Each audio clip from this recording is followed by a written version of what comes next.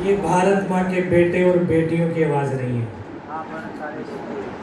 ये छत्रपति शिवाजी की धरा की आवाज नहीं है।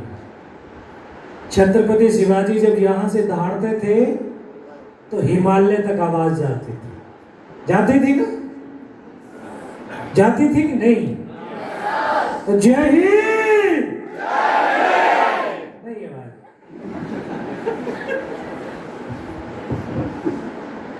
ये सफेद कोट और काला कोट दोनों बड़े खतरनाक होते हैं, नहीं? काले कोट वाले बड़ा शोर मचाते हैं और सफेद कोट वाले शांत होते हैं। तो इतनी शांति भी ना हो कि वो शांति हो जाए। भारत माता की आवाज यहाँ पे पता चल रही चाहिए। आस पड़ोस के अंदर, कॉलेज के अंदर कुछ हो रहा है। आज ये नर्सिंग पता नहीं कौन से जोश में है, ये पता चलना चाहिए कि नहीं? भारत माता की बहुत बहुत धन्यवाद। आपका जोश यूं ही निरंतर बना रहे। 59 एनसीसी बटालियन के कमांडिंग ऑफिसर सुबेदार मेजर साहब, तमाम बाकी एनसीसी के और हमारी इंडियन आर्मी के जेसो साहब, एनसीओज, इस संस्था के चेयरमैन, तमाम शिक्षकगण, बुजुर्ग, शेखर सावंत जी, तमाम मीडिया के बंधु और हमें अपने घर में शरण देने वाले काजू केसर जी, राजू जी, यशोदा के घर पे कान्हा ही रह सकता है।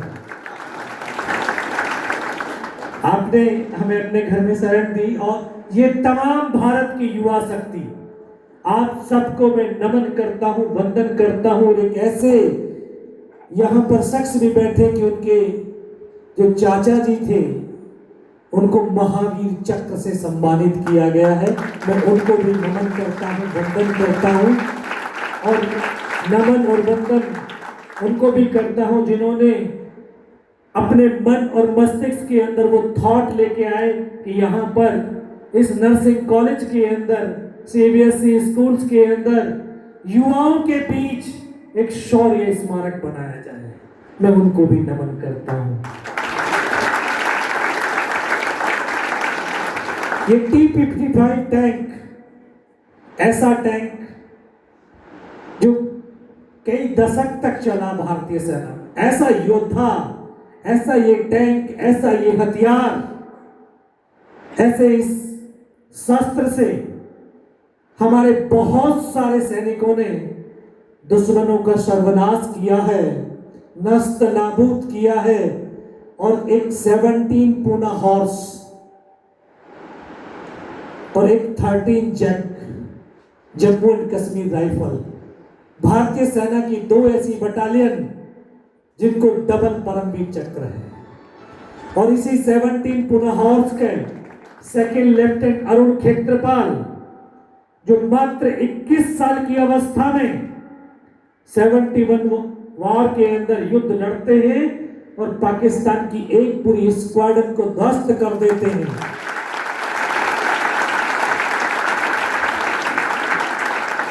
और गर्व तो तब हुआ जब वो पाकिस्तानी कमांडर हिंदुस्तान आकर के कहता है, मां तूने बेटा नहीं एक शेर को पैदा किया है। तो भारत माँ ने हमें बेटे और बेटियां नहीं हमें दिए, भारत माँ ने हमें सिंगनिया और शेर दिए और हम सिंगनिया और शेर। ऐसे उस योद्धा को जीवन का आदर्श माना और 6th क्लास के अंदर एक ऐसे सैनिक का स्मरण सुना, उसकी कहानी को सुना कि अकेला 1965 में 8 पैटर्न टैंकों को ध्वस्त कर देता है और 90 पे निशाना लगाते लगाते वो भी मां भारती की गोद में सो जाता है। जानते ना अब्दुल हमीद, ऐसा योद्धा। मेरे पिता खुद 65 और 71 के युद्ध के नायक रहे, सिपाही रहे। वो अपने साथियों को उस अपने युद्धों की दास्तानों को, कहानियों को सुनाया करते थे, तो बैठ करके छोटे बच्चे थे तो सुनते थे। पिता से सुनकर के उन कहानियों को, युद्धों की दास्तानों को किताबों में पढ़कर मन और मस्तिष्क के अंदर, हृदय के अंदर एक भाव उत्पन्न हुआ। अच्छा, आप नर्सिंग क्यों बन रहे हैं?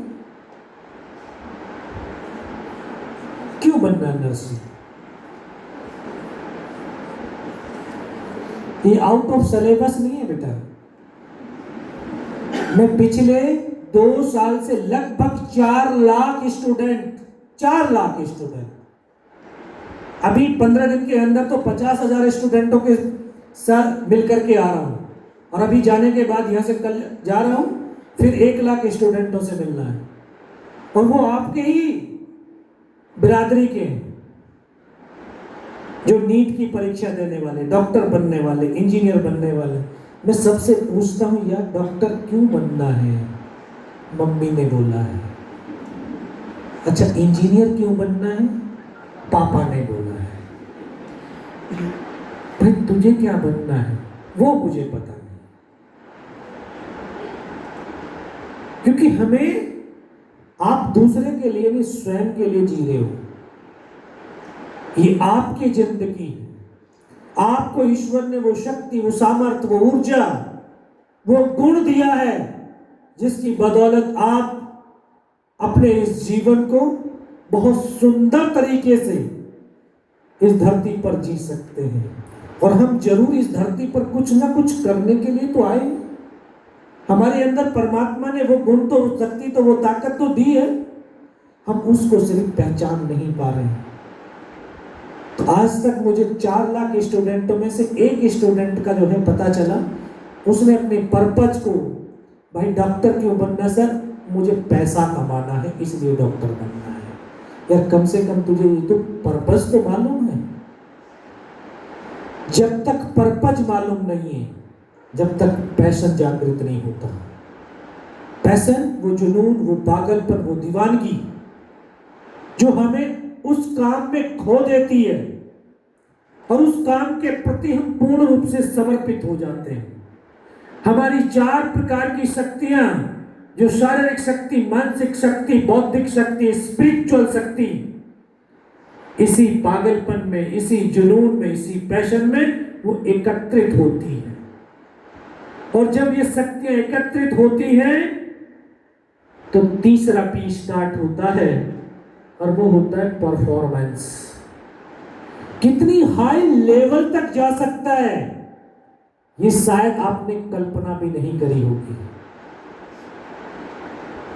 आप मेडिकल के स्टूडेंट हैं, आप जानते होंगे, थोड़ा सा भी अगर सर्जिकल ब्लेड लगता है तो असहनीय पीड़ा होती है, लेकिन आप तो निर्दयी होते हैं, आपको दर्द नहीं होता।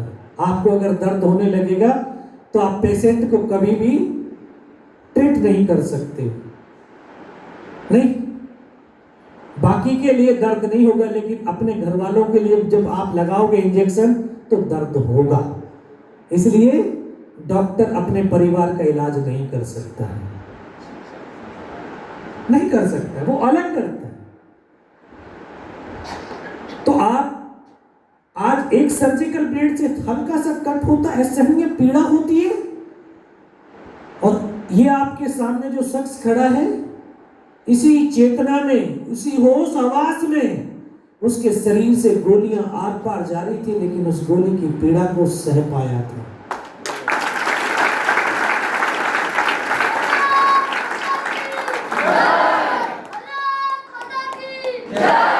वो इसलिए,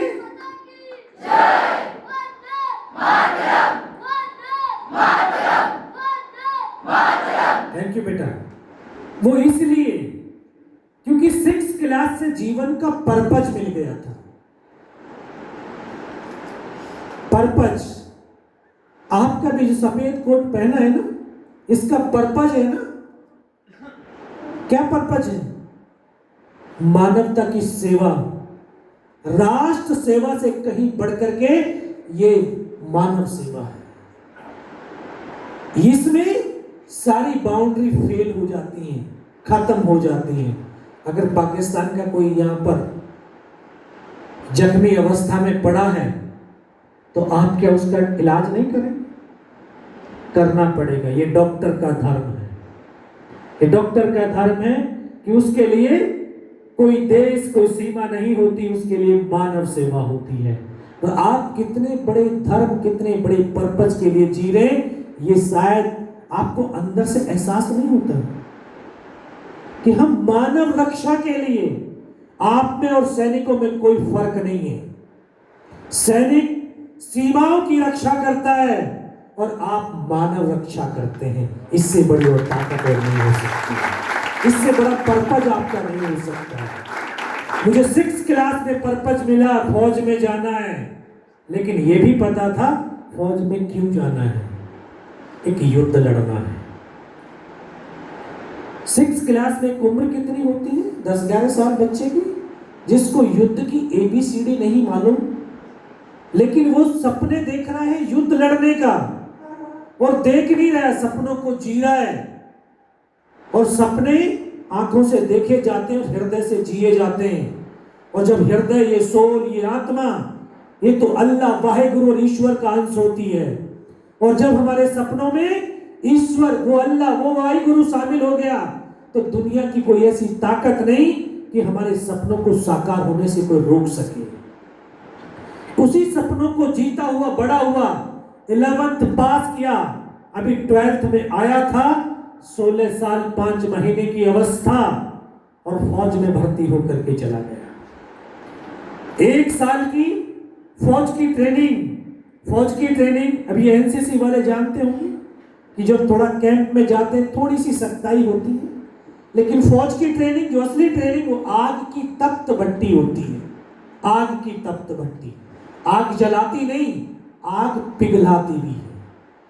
जो हमारे सिविलियंस के थॉट हैं, उनको पिघला करके एक फौजी थॉट्स के अंदर परिवर्तित करती है। क्योंकि जो फौजी होता है वो तो राष्ट्र का विश्वास और भरोसा होता है। उस बदन पर जब वर्दी पहनता है तो वो वर्दी कोई मामूली कपड़ा नहीं है, वो वर्दी 140 करोड़ हिंदुस्तानियों का विश्वास और भरोसा है। वो तिरंगे की आन बान और शान वो वर्दी है। उस वर्दी की खातिर पल भर में अपने आप को इस राष्ट्र के लिए कुर्बान कर देता है, ऐसी वो महान वर्दी होती है। उस वर्दी को पहन करके पहली पोस्टिंग कश्मीर में गया। आज एहसास होता है गया ही नहीं था, मुझे तो मेरे परमात्मा ने वहां पर भेजा था, क्योंकि उस धरती पर कुछ दिन के बाद एक बड़ा युद्ध होने वाला था। लेकिन हम इन आंखों से तो उतना देख सकते हैं जितना देखा जा सकता है। वो परमात्मा, वो अल्लाह, वो वाहिगुरु तो हमारे जन्म से लेकर के मृत्यु तक के पूरे जीवन के पथ को देख सकता है। तो बड़े युद्ध को लड़ने से पहले छोटे युद्धों का हिस्सा बनना जरूरी होता है। आप भी एक जैसा युद्ध लड़ रहे हैं। जब मेडिकल कॉलेज के अंदर, हॉस्पिटल में जब जाते हैं तो आप देखते हैं कोई जख्मी अवस्था में पड़ा है, उसको आप ट्रीट करते हैं, उसको सांत्वना देते हैं। तो ये एक युद्ध का पार्ट है। कहीं ऐसा ना हो, कभी आपने ये सपना देखा है, ये नर्सिंग वाले बच्चे, कभी सपना ये देखा है, कभी जीते हो कि युद्ध चल रहा है, चारों तरफ लाशें ही लाशें पड़ी हुई है छत विछत अवस्था में, और मैं ऐसे नर्सिंग, ऐसे डॉक्टर्स उनको उठा करके उनको जीवन का, या उनको एक फर्स्ट एड कर रहा हूँ, ये कर रही हूँ, उनको जिंदगी देने की कोशिश कर रही हूँ। जब इस तरह के सपने आप देखोगे तो सच में, अभी मैडम कुछ देर के बाद में आपको एक दूसरा जो सेशन लेंगे उसमें पता चलेगा power of visualisation. Power of visualisation कि जो हम विजुअलाइज करते हैं, जो उसको जीते हैं, उसकी पावर कितने गुना बढ़कर के हमारे विचार, हमारे थॉट को इतनी ताकत दे देती है, पूरी कायनात उस चीज को पूर्ण करने में लग जाती है, इतनी बड़ी पावर होती है। तो ये जो विजुअलाइजेशन किया, तो परमात्मा ने तो सब कुछ देख रखा था। बड़ा युद्ध लड़ना है तो छोटे युद्धों का हिस्सा बनना जरूरी था। उस धरती पर 1990 से आज तक भारतीय सेना एक युद्ध लड़ती चली आ रही है दहशतगर्दों के साथ, मिलिटेंटों के साथ, जो अमानवीय क्रूरताओं का तांडव करते हैं, उनके साथ युद्ध लड़ रही। उस युद्ध का हिस्सा बना और धीरे धीरे समय व्यतीत होने लगा। बच्चों, जानते हो जीवन का सबसे बेशुमार कीमती चीज क्या है? सबसे बेशुमार कीमती चीज जिसको किसी दौलत से तोला नहीं जा सकती, क्या है? ये भी आउट ऑफ सिलेबस क्वेश्चन है। समय, टाइम, ये बेशुमार कीमती है। आज का ये एक पल जो आप यहां पे व्यतीत कर रहे हैं, कल पूरी दुनिया की दौलत को ला करके किसी के कदमों में डालना कि मुझे वो कल के वापस पल दे दीजिए, आपको वो पल नहीं मिलेंगे। सबसे बेशुमार कीमती चीज है इस जीवन का। और कोई भी दुनिया में ऐसा बड़ा धावक नहीं हुआ कि आज के इस पल को दौड़ करके पकड़ लें। ये समय अपनी गति से चलता है और इसकी बहुत बड़ी विशेषता है कि जो इस समय की गति के अनुसार कदम से कदम मिला करके चलता है, ये समय उसको उसके लक्ष्य तक पहुंचा देता है। लेकिन उससे भी बड़ी विशेषता ये है, अगर आप रुक गए तो ये आपकी बाजू पकड़ करके साथ में चलने वाला नहीं है, आपको वहीं पर खड़ा हुआ छोड़ करके चला जाएगा। इसलिए आपके पेरेंट्स, आपके टीचर, आपके शिक्षक आपको हर समय ये कहते होंगे कि ये चीजें कर लो, ये चीज कर लो, ये चीज कर लो, इसको पढ़ लो, इसको सीख लो। क्योंकि जो आज का जो समय, जो उम्र है, ये कल नहीं मिलेगा। और हमारे जो ये अवस्था है, ऐसी अवस्था है, हमें लगता है समय बहुत है, कर लेंगे, आज नहीं कल कर लेंगे, लेकिन कल कभी नहीं आता और वो समय निकलता चला। तो समय ऐसे ही व्यतीत होने लगा। वर्ष 1998 जब भारत और पाकिस्तान दोनों ने परमाणु परीक्षण किया, तत्कालीन प्रधानमंत्री माननीय अटल बिहारी वाजपेयी वो ये समझ चुके थे, एहसास हो गया था, आभास हो गया था कि दोनों ही मुल्क, दोनों ही राष्ट्र बारूद के ढेर पर आकर के खड़े हो गए। छोटी सी भी नफरत की चिंगारी पूरी मानवता का विनाश कर सकती है। तो उन्होंने शांति का पथ अपनाया। और यह सच है, जहां शांति होती है वहीं उन्नति और विकास भी होती है, वहीं प्रगति भी होती है। किसी राष्ट्र की उन्नति और प्रगति के लिए राष्ट्र में शांति चाहिए, और एक व्यक्ति की उन्नति और प्रगति के लिए भी व्यक्ति के मन और मस्तिष्क के अंदर शांति चाहिए। विचारों का द्वंद्व युद्ध नहीं चाहिए। जिस इंसान के विचारों में द्वंद्व युद्ध चलता है, वो व्यक्ति कभी जीवन में प्रगति उन्नति नहीं कर सकता है। उसी शांति को स्थापित करने के लिए समझौता एक्सप्रेस शुरू की, लाहौर बस यात्रा शुरू की, ताकि दोनों राष्ट्रों के बीच शांतिपूर्ण सौहार्दपूर्ण वातावरण बने, दोनों राष्ट्र तरक्की की राह पर अग्रसर हो सके। लेकिन पाकिस्तान का जनरल परवेज मुशर्रफ वो नहीं चाहता था कि दोनों मुल्कों की आवाम के बीच शांति हो, सौहार्दपूर्ण वातावरण बने, दोनों मुल्क तरक्की की राह पर आगे बढ़े।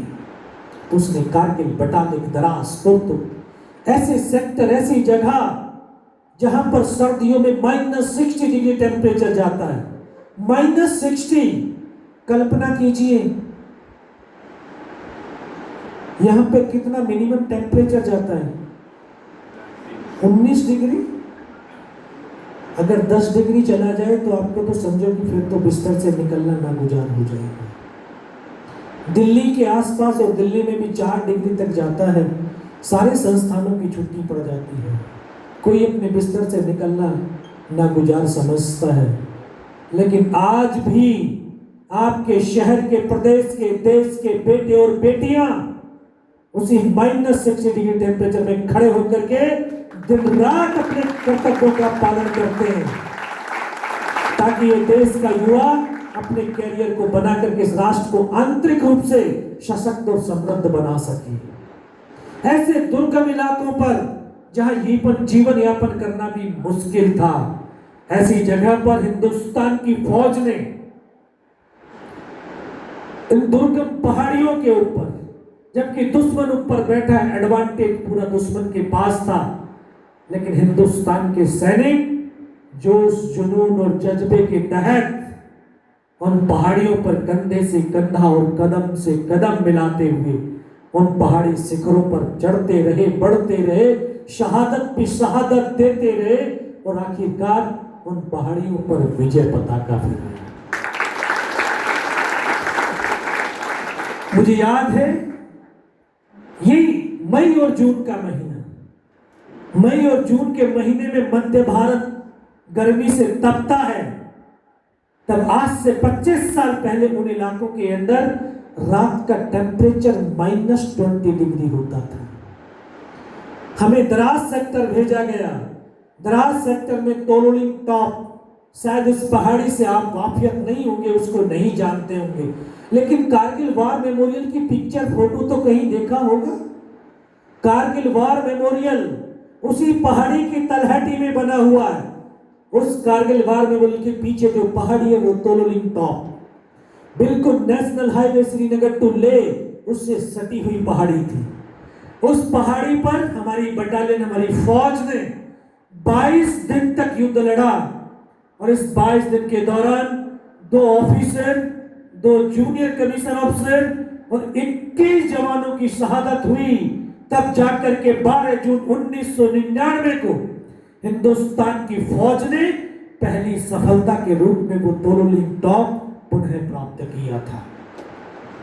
उस पहाड़ी की सफलता के बाद फिर एक और, क्योंकि मल्टीपल टास्क मिलते हैं, फिर द्रास सेक्टर की सबसे ऊंची चोटी टाइगर हिल को कैप्चर करने का आदेश और निर्देश मिला। Battalion commander colonel Kushal Chand Thakur, उनके लीडरशिप में फिर दोबारा से एक नई स्ट्रेटजी, नई प्लानिंग शुरू की गई कि इस टाइगर हिल को किस तरह से कब्जा किया जाए। टाइगर हिल की ऊंचाई 17,000 फीट, जो वर्ष भर बर्फ से ढकी रहती थी, ऑक्सीजन की मात्रा बहुत कम थी।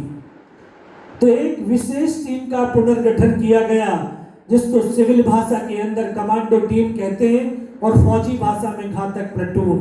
तो उसमें कुछ और नए और पुराने जवानों का मिश्रण करके उस टीम का चयन शुरू हुआ, पुनर्गठन शुरू हुआ। तो मैं नौजवान साथियों आपको बताना चाहता हूं, कहना भी चाहता हूं कि व्यक्ति की पहचान किसी ओहदे या रैंक से नहीं होती है। व्यक्ति की पहचान उसके कर्म, उसके कार्य से होती है। जो बड़ी विस्मित भरी निगाहों से आप मुझे देख रहे कि बड़ा शक्तिशाली व्यक्ति आकर के खड़ा हो गया, मैं कोई शक्तिशाली व्यक्ति नहीं हूं। आप लोगों की तरह एक माँ के गर्भ से पैदा हुआ एक किसान और जवान का बेटा हूं। उस समय तक कोई पहचान नहीं थी, सिर्फ इतनी पहचान थी कि मैं 18 ग्रेनेडियर ब्राउ कंपनी नंबर 5 प्लाटून के नंबर 1 सेक्शन का नंबर 1 जवान हूं, इतनी पहचान थी। लेकिन उस 22 दिन की लड़ाई के दौरान हम 15 जवानों की एक टीम, जिसका काम था फॉरवर्ड में लड़ रहे जवानों को राशन और अमनेशन पहुंचाना, सुबह 5:30 बजे 25 से 30 किलो वजन उठा करके ये हिंदुस्तान के सैनिक दुश्मन की भारी गोलाबारी को पार करते हुए रात को 2:30 बजे ऊपर पहुंचते थे और 2 घंटे में नीचे आते थे। इन 15 में से हम 3 जवान ऐसे थे जो 22 दिन तक बिना खाए, बिना सोए, बिना रुके, बिना थके लगातार चलते रहे और इसी काम से हमारी पहचान बनी। ये तीनों जवान फिजिकली और मेंटली बहुत स्ट्रॉन्ग हैं। इनको इस कमांडो टीम घातक प्लेटून के अंदर शामिल किया जाए। इस तरह से मुझे उस टीम का हिस्सा बनने का सौभाग्य मिला। हाइट ज्यादा थी तो एडवांटेज भी ज्यादा था। दुश्मन दूर तक देख सकता था और दूर तक देख सकता था तो दूर तक मार भी सकता था। और बहुत सारे लोगों का एक मानसिकता बन गई है, अरे फौजी हैं तो मरने के लिए ही तो हैं। लेकिन उनकी मानसिकता को ठीक करने के लिए कह रहा हूं, फौजी मरने के लिए नहीं होता, फौजी तो मारने के लिए होता है। अपने मूवमेंट को अपने छिपाना था, दुश्मन को सरप्राइज करना था, इसलिए रात का सहारा लिया।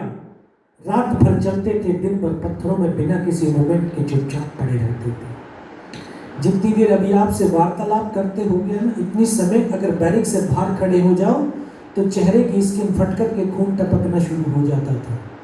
हिंदुस्तान के हमारे सबका चेहरा खून से लथपथ था। इतनी बर्फीला तूफान, दुश्मन की भारी गोलाबारी, इन सब की परवाह न करते हुए हिंदुस्तान के ये सैनिक कंधे से कंधा, कदम से कदम मिलाकर के उस टाइगर हिल टॉप के शिखर की तरफ बढ़ते रहे। 2 रात और 1 दिन का सफर तय करने के बाद तीसरी रात का वो मंजर आज मेरी आंखों के सामने ऐसे दृश्य है, शायद वो कल की ही तो बात है। 25 साल हो गए। बिल्कुल 90 डिग्री की चट्टान जिस पर चढ़ना असंभव सा प्रतीत हो रहा था, रस्सियों के सहारे चढ़ना शुरू किया। दोनों तरफ दुश्मन के बंकर अचानक से उन्होंने फायर खोल दिया। ऐसे फायरिंग खुला, रास्ता कटअप हो गया। केवल और केवल हम 21 में से 7 जवान ऊपर चढ़ पाए, बाकी कुछ चढ़ने नहीं दिया। ऊपर चढ़े तो ऐसे सामने प्लेन स्पेस, सामने फिर दुश्मन के बंकर। हम 7 जवानों ने पलक झपकते अंधाधुंध फायरिंग किया। उसमें बैठे हुए तमाम पाकिस्तानी सैनिकों को पल भर के अंदर मौत के घाट उतार दिया।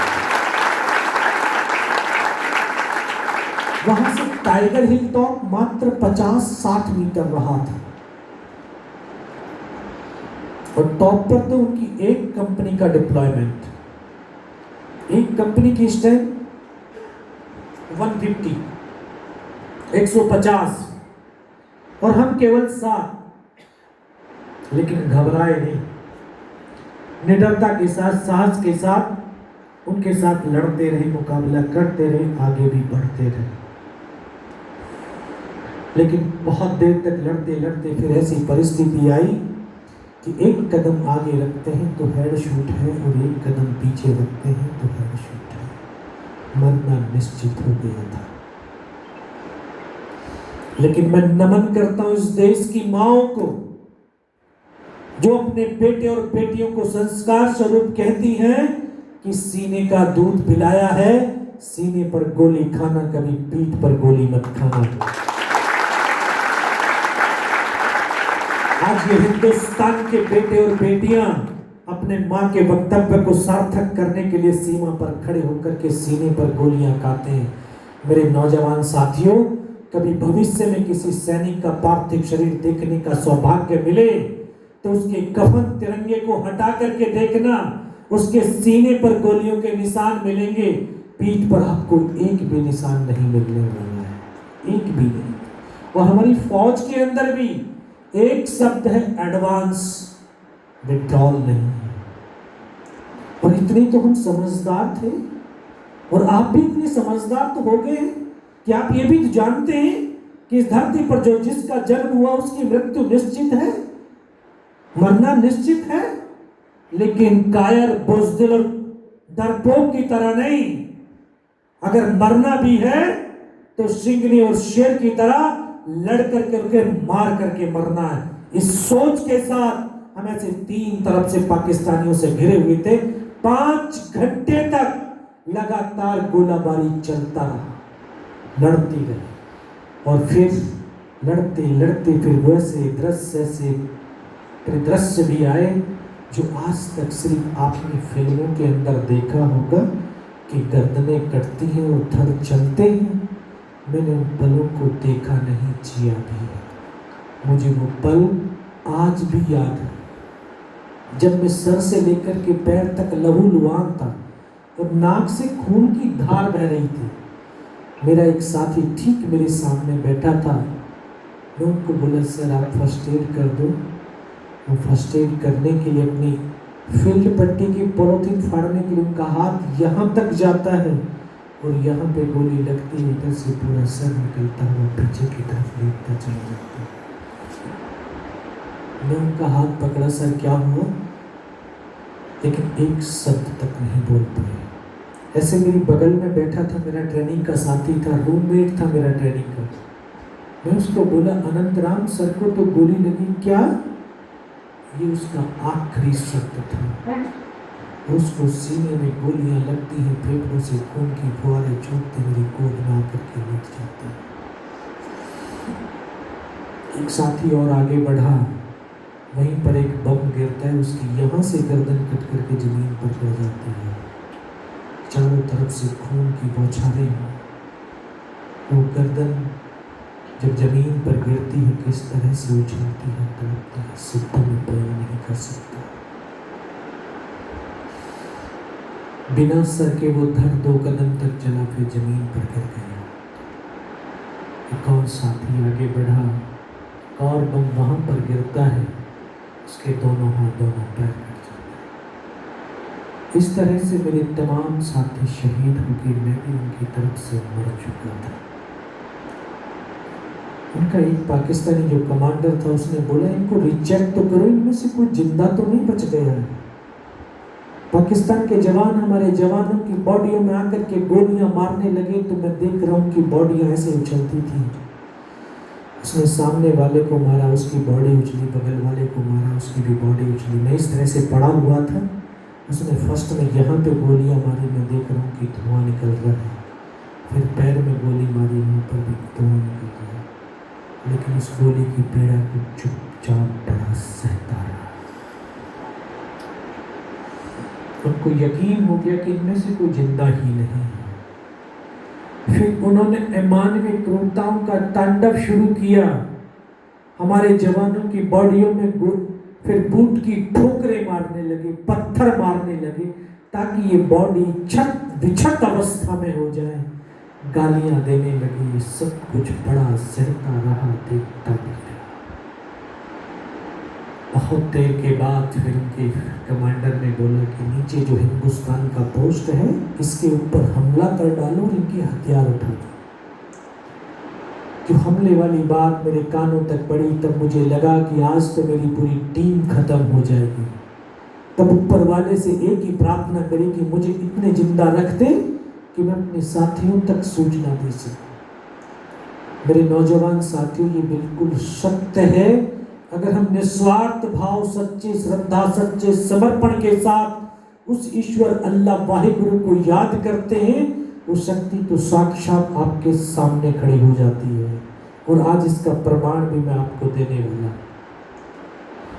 बेबस और लाचार था, कुछ भी नहीं कर सकता था। इस पैर की पूरी मसल्स निकल करके बाहर थी और इस हाथ की पूरी हड्डी निकल करके बाहर थी। फिर दोबारा से गोली मारते हुए, हथियार उठाते हुए जब बहुत करीब तक आया, तब इस मन और मस्तिष्क के अंदर एक विश्वास पैदा किया, अपने आप में डिटर्मिनेशन किया, दृढ़ संकल्प किया, अपने आप से कमिटमेंट किया कि अगर इसने सर और सीने में गोली नहीं मारी, चाहे मेरा हाथ पैर दोनों ही काट करके क्यों ना ले जाए, मैं उफ तक नहीं करूंगा और मैं जिंदा भी रहूंगा।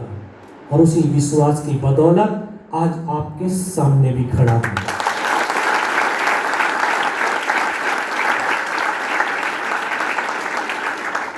बच्चों, जिस दिन आप अपने आप से कमिटमेंट करना शुरू करोगे, महाभारत देखिए, उसमें महाभारत में एक पात्र था पितामह भीष्म, जिसने जीवन भर प्रतिज्ञाएं ही तो करी थी, और उन्हीं प्रतिज्ञाओं की बदौलत उन्होंने अपनी इंद्रियों को, ज्ञानेंद्रियों को, और यहां तक कि अपनी मृत्यु तक को भी अपनी मुट्ठी में बांध लिया था। आपने पढ़ा होगा, सुना होगा, देखा होगा कि अर्जुन ने इतने बाण मारे थे, उनके शरीर का रोम रोम बाणों से बिध गया था, लेकिन उनके प्राणों को नहीं कर पाया था। ये कमिटमेंट की पावर है। अगर आप अपने आप से कमिटमेंट करते हो, उसी कमिटमेंट पे मैं पड़ा हुआ था, मारने देश को जितना मारना है। वो फिर भी आया, फिर भी उसने बाजू में पैर में गोली मारी है, 2 कदम चला। इन आंखों से देख रहा था कि 2 कदम चलने के बाद वो पाकिस्तानी जवान रुक गया। मुझे भी एकदम से लगा कि शायद इसको पता चल गया कि मैं जिंदा हूं। वापस मुड़ा, मुड़ते ही उसने राइफल जैसे सीने की तरफ करी, तब तो लगा योगेंद्र अब नहीं बचेगा। लेकिन कहते हैं जागो राखे साइयां मार सके ना कोई। और इस देश को भारत मां बोलते हैं, ऐसे नहीं बोलते। ये कंकर और मिट्टी वाली जमीन नहीं है, ये सजीव है। मां भारती अपने बेटों की वीरता, शौर्य, पराक्रम और बलिदान को कभी दफन नहीं होने देती।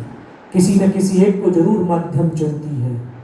शायद इस मां भारती ने मुझे वो माध्यम चुन लिया होगा कि उसके बेटों ने जो शौर्य, वीरता, पराक्रम दिखाते हुए जो बलिदान दिया है, उसको मैं दुनिया तक पहुंचा सकूं। इसीलिए तो जब उसने गोली चलाई तो यहाँ पे पर्स रखा था, क्योंकि पूरी पैंट फट गई थी चलते चलते। उस पर्स में कुछ 5-5 रुपए के सिक्के थे। शायद इस मां भारती ने उन सिक्कों को इकट्ठा कर दिया होगा, और जब गोली चली तो जाकर के सिक्कों से टकराई और रिकॉर्ड हो गई। उस गोली के फोर्स से, पावर से, धक्के से मुझे खुद आभास हुआ है तो मैं तो मर गया। पाकिस्तान का दूसरा जवान आया होगा, उसने आकर के मेरा हथियार उठा करके जा रहा होगा, उसका पैर मेरे पैर से टकराया, तब मुझे एकदम से चेतना आई, मुझे लगा मैं तो जिंदा हूँ। तब एक अंतर मन से आवाज है कि योगेंद्र अभी तक नहीं मरा तो अब मरेगा भी नहीं।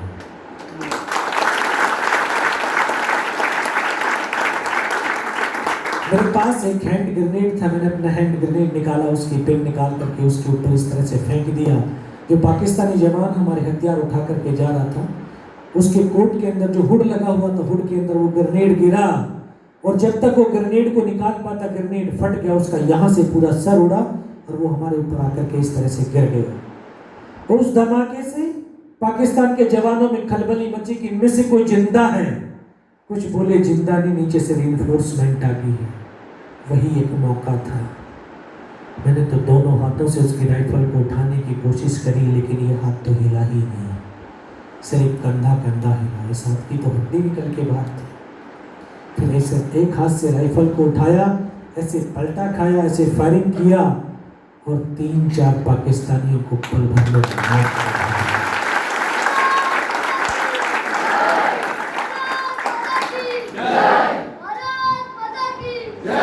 वंदे वंदे वंदे भारत माता की, भारत माता की, भारत माता की।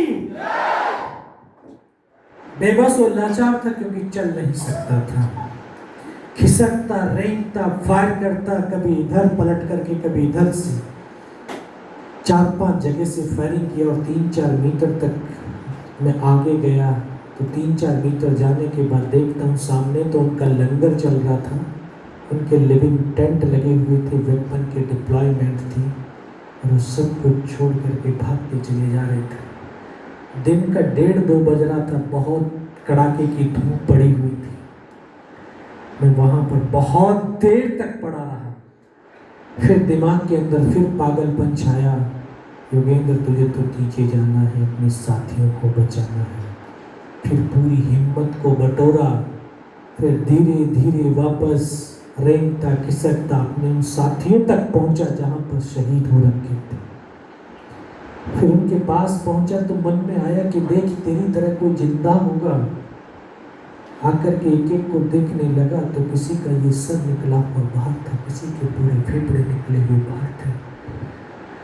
एक एक को गोद में रख करके रोता रहा। ये 19 साल का लड़का जिसकी 2 साल की सर्विस, ऐसे डेड बॉडियों का ढेर पड़ा हुआ था, वो भी छत विछत अवस्था में लाशें ही लाशें पड़ी थी। ये भी पता नहीं कि हिंदुस्तान किधर है, पाकिस्तान किधर है, जाना है तो कहाँ जाना है। जिधर देखता उधर पहाड़ और बर्फ के सिवा कुछ नजर नहीं आता था। बहुत देर रोता रहा, रोते रोते रोते। कभी रोई जीवन में? रोई कभी? ये रोना नहीं होता कि ये नहीं होगा मेरे से, ये तो बहुत कठिन है। कभी रो गिर के देखना, जब आप सच में कभी रोए होंगे, अपने मन से रोए होंगे, आंसुओं से रोए होंगे, तो रोने के बाद आपको एक अलग फील हुआ होगा कि हल्कापन फील होता है। क्यों? क्योंकि हम अपने आप से कनेक्ट होते हैं। ये भी बेटा एक थेरेपी है। जैसे लाफ्टर थेरेपी होती है, हंसना भी एक थेरेपी होती है, रोना भी एक थेरेपी है, और डांसिंग भी एक थेरेपी है। ये 3 थेरेपी ऐसी है कि जो हमें अपने आप से बहुत जल्दी कनेक्ट करती है। और हम क्या हैं? ये बॉडी या सोल, ये बॉडी या नहीं है, ये शरीर हम नहीं है। हम तो एक सोल है, एक आत्मा है, और इस आत्मा को ये शरीर कुछ दिन के लिए एक गिफ्ट है, इस धरती पर कुछ काम करने का एक साधन दिया है। आज हम अपने आप को बड़ा भारीपन फील करते हैं, इसलिए फील करते हैं क्योंकि हम अपने आप से कनेक्ट नहीं है, हम दुनिया से कनेक्टेड हैं। जिस दिन आप अपने आप से कनेक्टेड होना सीख जाओगे, उस दिन हल्कापन फील होगा। तो तब मैं अपने आप से कनेक्ट हुआ, अपने आप से कनेक्ट हुआ तो अपने परमात्मा से कनेक्ट हुआ, और जब परमात्मा से कनेक्ट हुआ तो सुदर्शन चक्रधारी से कनेक्ट हुआ, और तुरंत आवाज आई, योगेंद्र बेटे इस नाले से नीचे की तरफ चला जा। उस आवाज पर 500 मीटर पहाड़ी से रोल करता हुआ नीचे गया। एकदम से ऐसे गड्ढा आ गया, पत्थर पकड़ करके लटका हुआ था। तब मन में लगा कि तू पाकिस्तान की तरफ आ गया है। नीचे देखा तो मुझे मेरे साथी नजर आए, उनको आवाज दी, वहां से उठा करके लेकर के गए। जो आप फिल्मों में देखते हैं, कोई ग्रेनेड फटता है, कुछ फटता है तो उसके पूरे कपड़े फट जाते हैं, सेम कंडीशन थी। कोई कह ही नहीं रहा था कि जिंदा रहेगा, सबको था कि थोड़ी बहुत देर के बाद में मर जाएगा, लेकिन मेरे अंदर विश्वास था कि मैं जिंदा रहूंगा। उनके पास पहुंचा, उनको सारी इंफॉर्मेशन दिया। इस हाथ की हड्डियां ये ऐसे लटक गया था, लगा कि ये कट गया, तोड़ करके फेंक। ऐसे पकड़ करके झटका मारा, तोड़ने की कोशिश करी, टूटा ही नहीं। इसको उठाया, पीछे कमर पे फेंका, बेल्ट में फंसाया, फिर पीछे कमांडिंग ऑफिसर तक मुझे पहुंचाया। और फौज में कमांडिंग ऑफिसर एक बटालियन कमांडर का पिता होता है। एक जो फौज के अंदर एक दूसरे जो साथी होते हैं, उनके बीच इस तरह का गहरा संबंध होता है जैसे मां और बच्चे का होता है। इतनी गहराई में हम जीते। तो जब उनके पास पहुंचा तो उन्होंने कहा, बेटा मेरे को पहचानता मैं कौन हूं?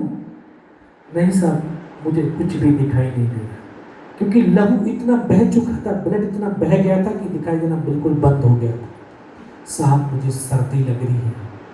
उन्होंने टेंट के अंदर लिटाया, 3-4 स्टॉप चलवाए, थोड़ी सी गर्मी महसूस हुई, बारूद की वजह से जबान ऐंठने लगी थी। मैं बोला, साहब थोड़ा सा पानी पिला दो। बोला, पानी तो नहीं मिलेगा। डॉक्टर ने शायद सुन लिया था, डॉक्टर दौड़ करके आया, उसने ग्लूकोज थोड़ी सी पिलाई, थोड़ी सी गर्मी सी महसूस, एनर्जी सी महसूस हुई। कुछ बताएगा बेटा? मैं हाँ साहब बताऊंगा। तब ऊपर की तमाम घटनाक्रम, तमाम इंफॉर्मेशन से हमको अवगत कराया। फिर लास्ट में उन्होंने सिर्फ एक सवाल किया, बेटे जवान की रिक्वायरमेंट क्या है? साहब जवान की रिक्वायरमेंट अम्नेशन और फील्ड पट्टी की है। खाने के लिए पर्याप्त है? सब खाने के लिए तो भूख ही नहीं लगती है। 72 घंटे से भी ज्यादा का समय हो गया था। एक बड्डी बियर, ये पार्ले जी वाला बिस्किट का पैकेट, आधा बिस्किट पैकेट 2 बंदों ने खाया, आधा तो बैलेंस था। सर भूख ही नहीं लगती है। और ये जो अवस्था बैठे, कितने नखरे वाली अवस्था है। जब घर जाते हो तो ड्रेस इधर होती है, जूते उधर होते हैं, और पीछे पीछे मम्मी भागती है कि बेटा ये खा ले, ये खा ले, ये खा ले। और बोला, ये तो मेरी पसंद का नहीं, ये मैं नहीं खाऊंगा। कितने नखरे होते हैं, कितने नखरे करते हैं। फिर रोटी को थाली में छोड़ देते हैं, थाली की रोटी नाली में जाती है। पता है आप क्या करते हैं? इस भारत माँ का अपमान करते हैं। तो किसी के गर्भ से वो अन्न पैदा होता है। कभी आपने जब उस थाली में अन्न को छोड़ते हो, जब वो नाली में जाता है, कभी किसान के उस पसीने को याद किया? जो खेतों में पसीने को खून की तरह बहाता है, और न जाने कितने प्रोसेस के बाद वो अन्न आपके थाली में रोटी के रूप में आता है, और आपके नखरे कितने होते हैं। जीवन में कभी इस अन्न का अनादर मत करना। 22 दिन पूड़ियाँ देखी, खाई भी होगी पूड़ी, खाई है पूड़ी, नहीं खाई? नहीं खाई, खाई है ना। गरम पूड़ी को अगर जूट के बोरे में भरा जाए तो पूड़ी की जो ऊपर वाली पापड़ी होती है वो जूट के बोरे में चिपक जाती है। उस पापड़ी को झाड़ करके ऐसे बोरे से चाय में डाल डाल करके पी करके 22 दिन तक जिंदा थी। तो कभी इस अन्न का अनादर मत करना। इस तरह कहते कहते फिर डॉक्टर ने कौन सा इंजेक्शन लगाया, फिर मुझे पता नहीं कहाँ पर। 3 दिन के बाद होश आया, देखा ऊपर पंखा चल रहा है, पता चला श्रीनगर हॉस्पिटल में हूँ। और वहीं पर मुझे सूचना मिली कि उसी रात को दोबारा से हमारी फौज ने, हमारी यूनिट ने दोबारा से हमला किया और बिना किसी कैजुअलिटी के उस टाइगर हिल टॉप के ऊपर विजय पताका फहराया। टाइगर हिल की जीत के बाद कारगिल युद्ध का यूटर्न हो गया, सीजफायर हो गया और आज हम 26 जुलाई को कारगिल विजय दिवस के रूप में मनाते हैं। आप बड़े सौभाग्यशाली हैं कि ये वर्ष पूरा देश कारगिल की स्वर्णिम जीत की सिल्वर जुबली मना रहा है। सिल्वर जुबली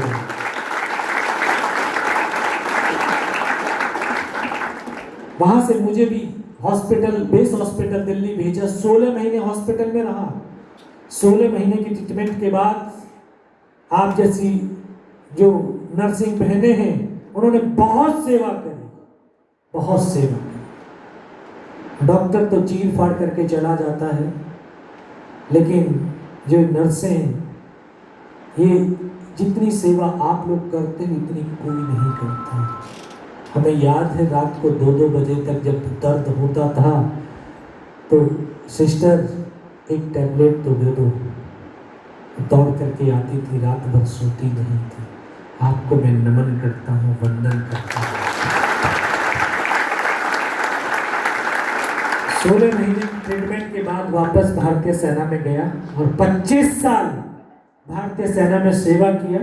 वो अभी 1 जनवरी 2022 को सेवा निवृत्त हुआ हूँ, लेकिन अपने कर्तव्य और दायित्व से निवृत्त नहीं हुआ हूँ। इसलिए देश भर में, देश के कोने कोने में आप जैसे युवाओं के साथ संवाद करता हूँ, उन वीरों की शौर्य सुनाता हूँ। और अभी जो सिल्वर जुबली कारगिल की चल रही है, इस सिल्वर जुबली के ऊपर एक मिशन चलाया है। आप जानते हैं इस कारगिल में कितने जवान शहीद हुए? ये तो हमें जरूरत ही नहीं। मैं इसीलिए जाता हूं क्योंकि आप लोग भूलते जा रहे हैं उन शौर्य वीरों को, जिनकी बदौलत आप घरों में आराम से सोते हो, ऑफिसों में आराम से काम करते हो। ये उन योद्धाओं की बदौलत है जिन्होंने अपने जीवन की हर सांस को और लहू की हर बूंद को हमारे लिए, इस राष्ट्र के लिए कुर्बान कर दिया। 527 मां भारती के बेटों ने अपने लहू की हर बूंद को, जीवन की हर सांस को कुर्बान करने से पहले पाकिस्तान के 6500 सैनिकों को मौत के घाट उतारा। अभी उन सैनिकों के परिवारों को नमन, वंदन और शौर्य वंदन करने का प्रोग्राम पूरे देश में चला रखा है। और नागपुर में अभी मैं करके गया, 3 हमारी महाराष्ट्र की 3 फैमिलीज मिली। अभी पूना में है तो तमाम उन 24 फैमिलीज हैं महाराष्ट्र की, कारगिल की। गुजरात में 14 फैमिलीज हैं। इस तरह से पूरे देश के अंदर उन शौर्य वंदन उनके लिए कर रहा हूं, उनको आप लोगों के बीच लेकर के आ रहा हूं। क्योंकि आप लोग थोड़ा सा संघर्ष, थोड़ी सी परेशानी, थोड़ी सी अगर वो होता है तो आप क्या करते हैं? मनोबल टूट जाता है, हताश हो जाते हैं, निराश हो जाते हैं, फिर लगता है जीवन बेकार है। आप तो मेडिकल के स्टूडेंट हैं, ईसीजी तो देखा होगा ना, कैसे होता है? ऐसे ऐसे तरंगी होती है।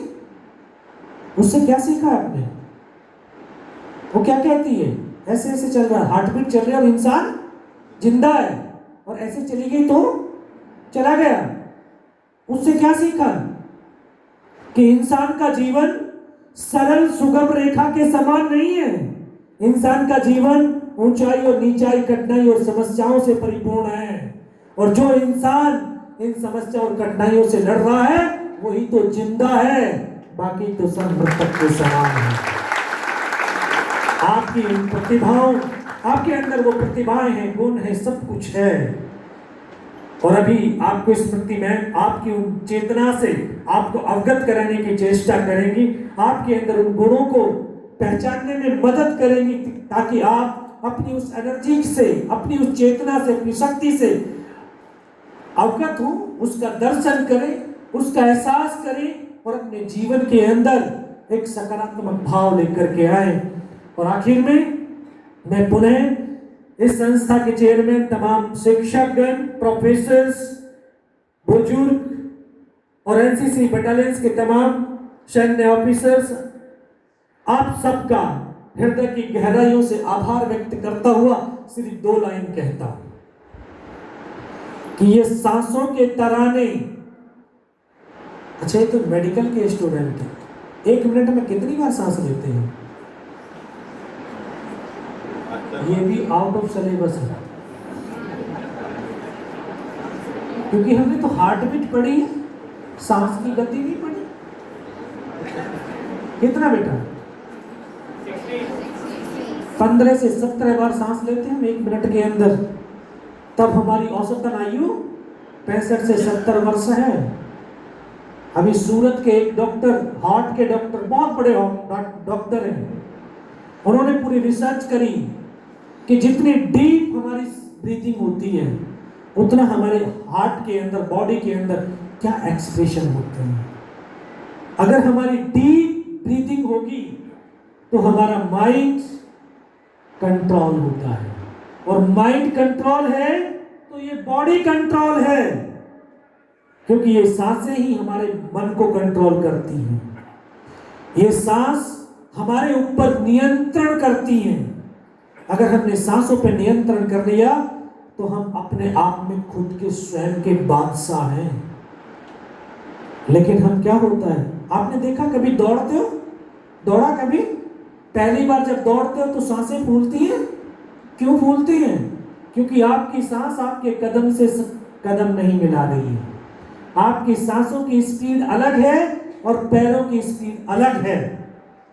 और आपने प्रैक्टिकल कर लेना, आप कभी मंच पर खड़े होना और ये माइक लेना, बोलने की कोशिश करना, तो जब अगर आपकी सांसों की गति तेज होगी तो इन लफ्जों से कुछ शब्द दूसरे ही निकलेंगे।